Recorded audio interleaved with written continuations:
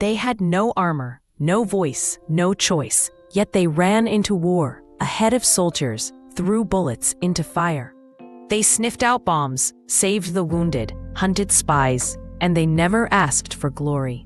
From the trenches of World War I to the shadows of secret missions, these dogs weren't just sidekicks, they were heroes, and history has forgotten them. Until now.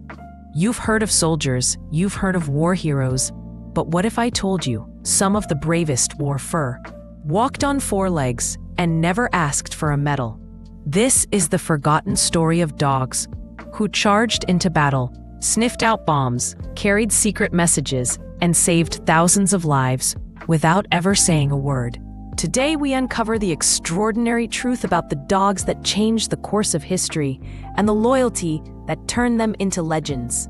Long before tanks rolled onto battlefields and planes ruled the skies, dogs were already fighting in wars. In ancient Egypt, they were trained to guard temples and pharaohs. In Rome, mastiffs wore armor and charged alongside soldiers.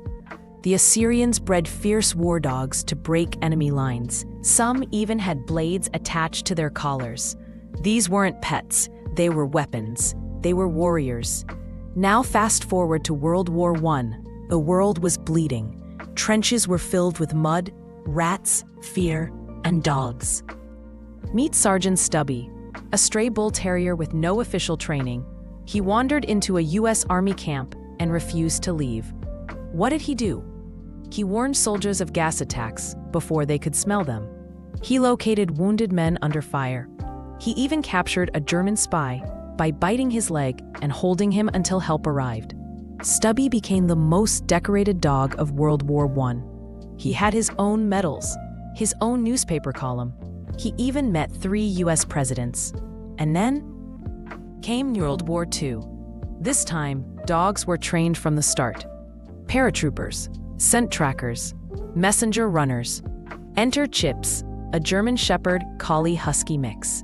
Chips stormed a machine gun nest in Italy. Yes, alone. He leapt through the window, attacked the enemy, and forced their surrender. He saved his entire platoon with nothing but teeth and courage. Chips was later awarded the Silver Star and Purple Heart, both revoked because he was just a dog.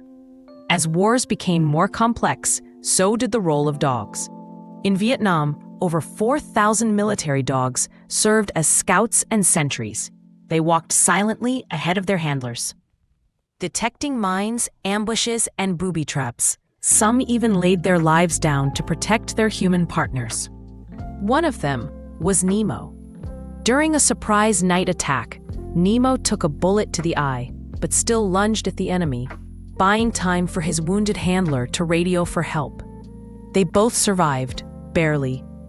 Nemo became the symbol of loyalty and sacrifice in the K9 Corps. During the Cold War, dogs took on new, secretive roles. The CIA and Soviet forces both experimented with training dogs for espionage.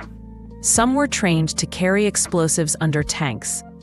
Others to parachute into enemy territory with spies. In East Berlin, dogs patrolled the border wall, trained to detect escapees and bark a specific pattern depending on the threat. And then came the space race.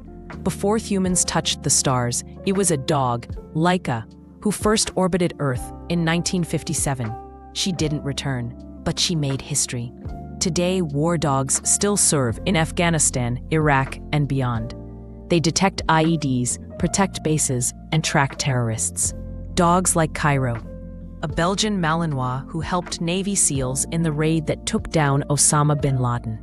And Luca, a Marine dog who led over 400 patrols without a single casualty. Until a roadside bomb took her leg. She survived and retired, a hero. Dogs never signed up for war. They never asked for medals. They just followed the humans they loved, into danger, into battle, and sometimes into death. Their loyalty was never questioned. Their courage never wavered. So the next time you see a dog wagging its tail or sleeping peacefully by your feet, remember, some wore helmets, some wore scars, and some changed the course of history. To the war dogs of the past and present, we salute you.